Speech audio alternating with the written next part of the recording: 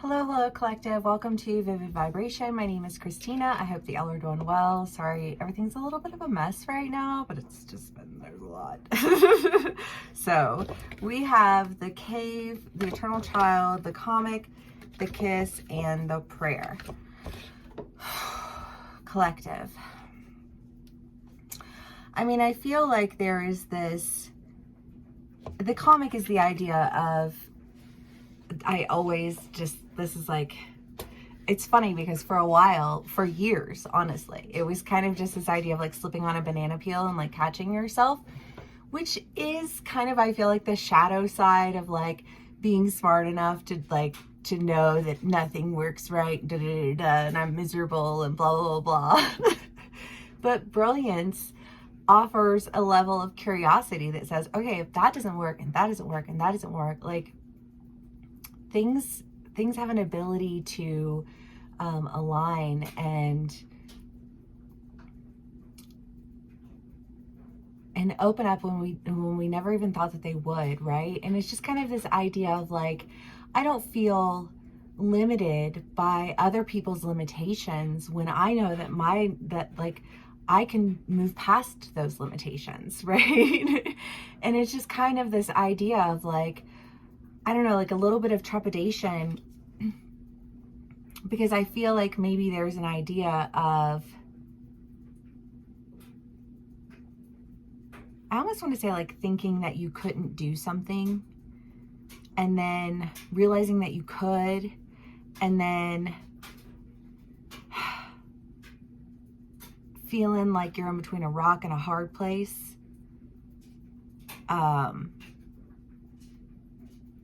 And there's that energy. And then there's this energy, which I feel like is bridged with the prayer, because whatever it is that you're doing, I just kind of get the feeling it's something that you've really wanted to do for a while, but you just, I don't know, I just feel like this, like,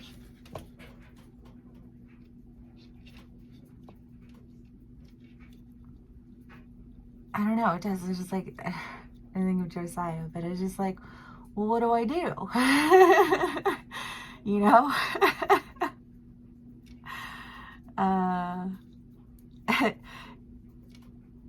But I think that whatever it is that you decide to do, you know, the kiss in the cave is just this idea of like intimacy. And I mean, it could be a relationship for a lot of you all. It could be a romantic relationship. It could be, you know, a relationship with somebody in your family. It could be a friend, you know, obviously take what resonates, how it resonates, and leave the rest. But I just kind of get this idea of like, there's a level of intimacy here, because both of these, and there's so much like energy transference in your hands. The body is an amazing thing. But I just feel like there is like an energy transference. There's an intimacy of energy that is like being exchanged. And that's what I'm getting there. Because I don't know if it's a relationship and it's one of those things where you're like, well, I don't know what to do. And if that's what I really, really want, you know, how do I,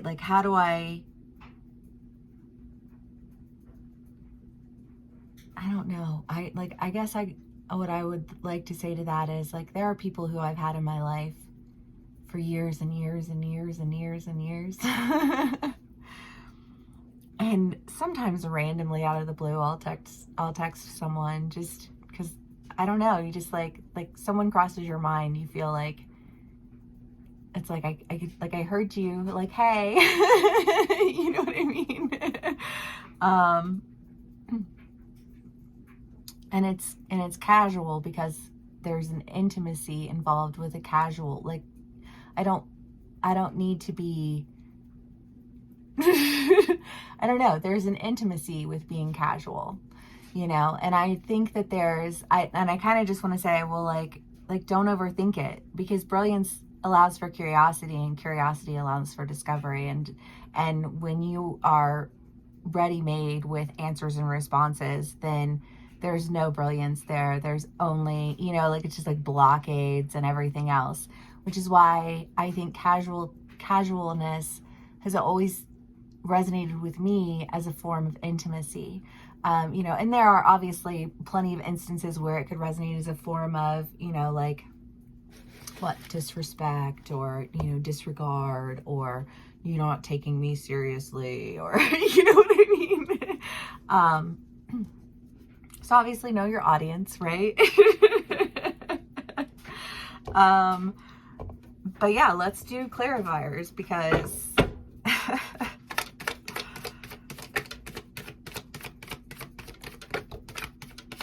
I do. I think that I have a tendency. I think that I've upset lots of people in my life by being casual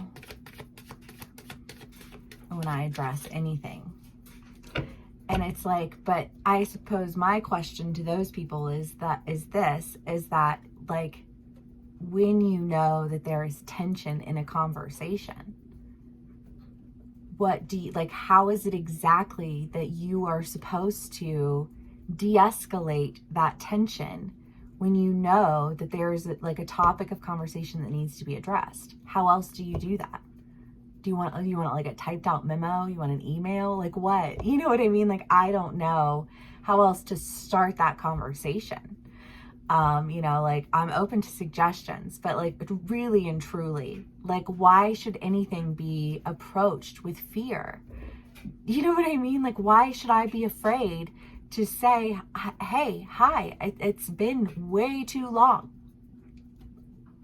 You can respond at least. You know what I mean? It's just kind of like how do you do that? How do you do that successfully? How do you break past that barrier to get to the other side? Dear Kyle. Okay, the Seven of Swords, the Three of Pentacles, the Five of Wands, the Page of Pentacles, the Page of Swords, and the Ten of Pentacles. Well, I mean, it does seem like there is like an answer to this, like a thought, an idea, like a something that says, okay, finding my way out of this one. Writing perhaps that email or that letter or that casual message, because again, I'm just gonna like advocate for it. Because again, how do you approach someone when there is so much tension that like there is a need for a de-escalation? And if you go in already prepared with all of these statements and all of these things, like you're not giving anybody an opportunity to process anything or to, you know what I mean? So like you need to be open to what they have to say, right? And so like a way to demonstrate openness for being willing to listen to your side of the story is to say, there is no tension on my side. You know what I mean? Like, I come in peace. Like, and I feel like maybe somebody is like, actually like, you know what? I think that I should hear them out. I think that there's something here of value. There's something here to be taken care of, because if there's tension, then there's healing that's necessary, right? But when there's so much tension that anything you say serves as a trigger point for the people that you're speaking to the point where you literally cannot speak, you know, or they literally will not give you an opportunity to speak. If you can de-escalate that tension, then you can start to tend to like what needs to be taken care of. I just feel like there is an opportunity here that's setting you on your way toward, I mean, this is a Pentacles is, you've got a lot of Pentacles. You know, maybe you come up with an arrangement.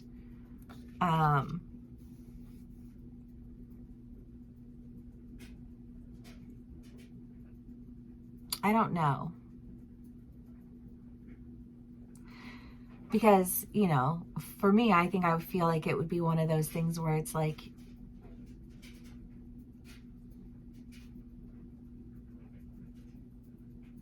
there are ways to overcome like financial, like issues. You know, like that's not an like, I don't love my kids, you know, and I don't want a relationship with them and I'm a terrible person, I wanted to abandon everybody. Like, excuse me. You know what I mean? Like, calm down, you know, one. But like two, there's been a lot of idea of value, and like, what is value outside of money? And how is it that money prevents us from engaging in intimacy?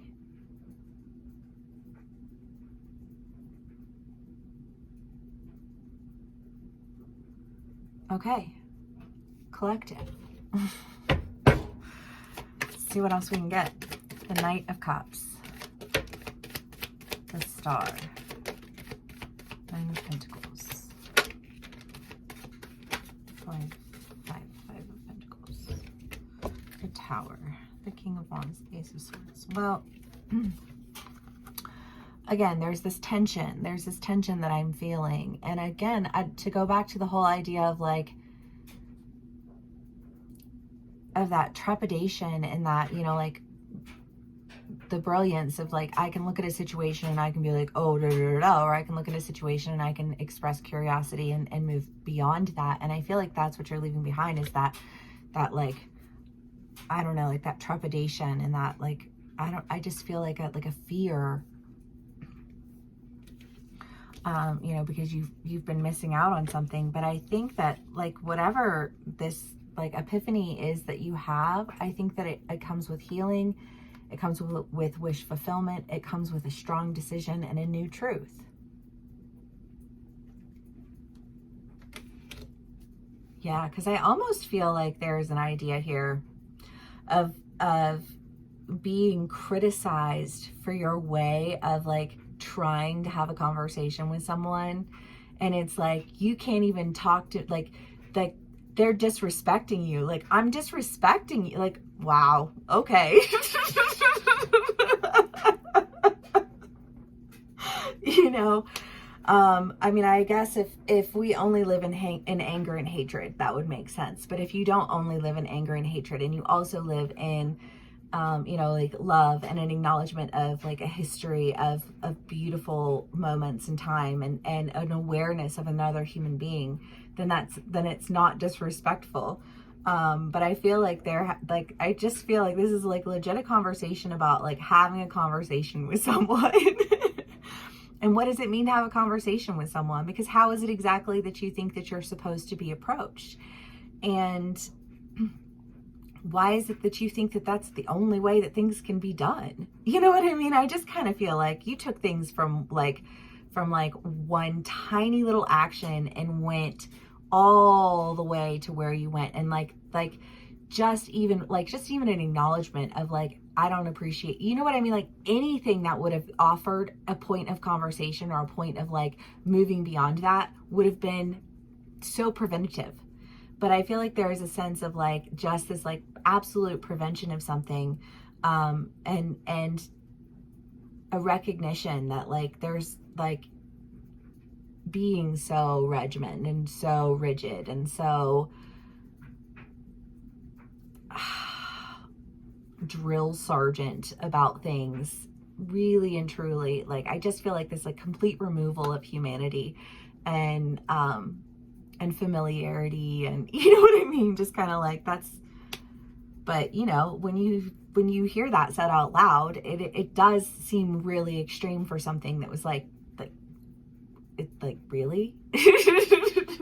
I upset you because of the way that I tried to reach out to you, because I was trying to be familiar, because I was trying to be calm, because I was trying to approach you in a manner that didn't seem like I was coming in to fight, you know what I mean? Or like coming in to take over, or coming in to do any, you know, like just try and have a conversation. Okay.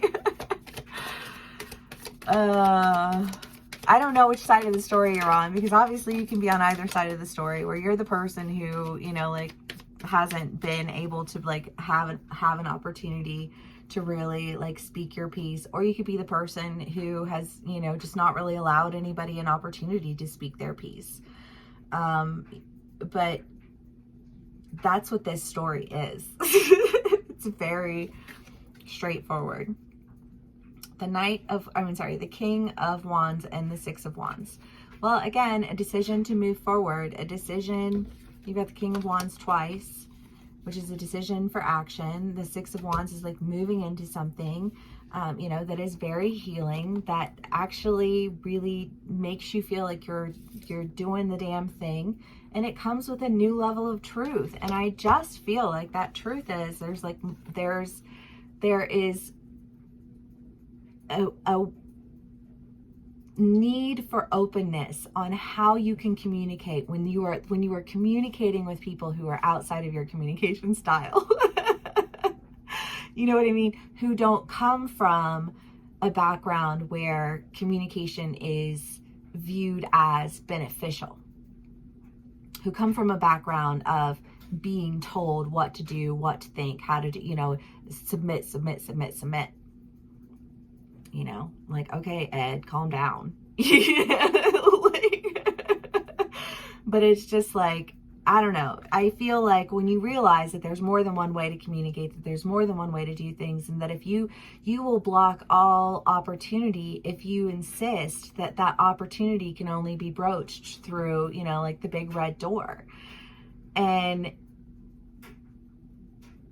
yeah, I mean, you can tell a lot about like people's working styles and people's working, like, so like if there's somebody, some Joe Schmo in the world, and I'm like, oh, okay, like that's somebody who I respect, like what they're doing. And I reach out to them and they're like, you know what I mean? And I'm like, well, yeah, I would never want to fucking deal with that shit. Are you kidding me? Like there is nothing inviting or open about this. You know what I mean? Robot land, like you can only commute. It's like the computer can only compute like one thing, and it's like this person doesn't know what that one thing is. You know what I mean? Oh shit, I laugh with you guys because obviously I get it. The Village, yeah, it does, because I do feel like it was like somebody reached out to you at one point in time and you thought, maybe I should respond, maybe I should da-da-da-da. And you talked to somebody about it, you talked to your family about it, you talked to your friends about it, and you were like, no, you know what, you're right, like they should da-da-da-da-da, and they should respect who I am, and they should, you know what I mean? And you're just kind of like, wow.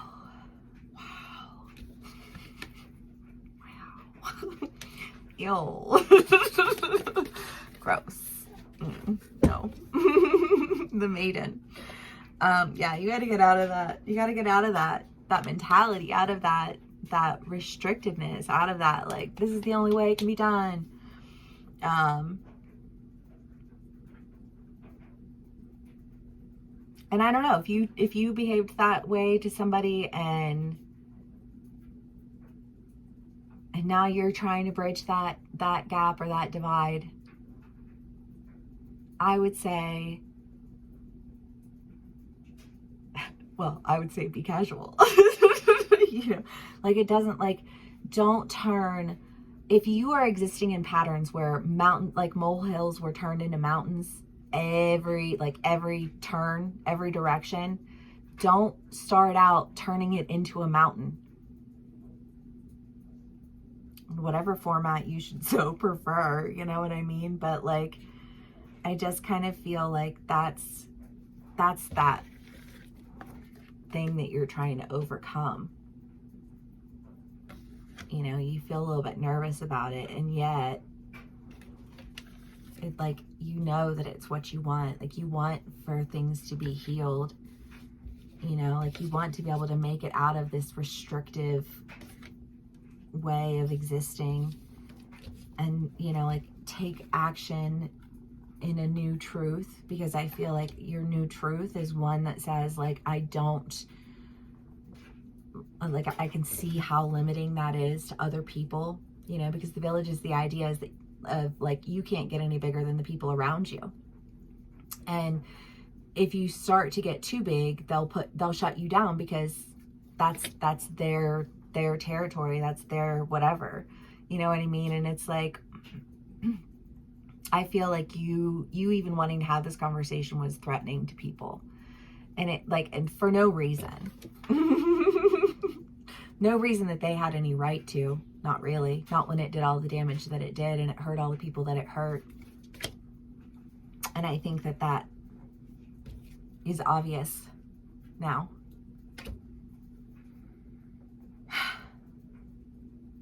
Just take a deep breath. Do the damn thing. Everything will be fine. All right. I love y'all so much. I hope this resonates with you. If it does, please give me a like, share, and subscribe. And I will see y'all again soon. Bye.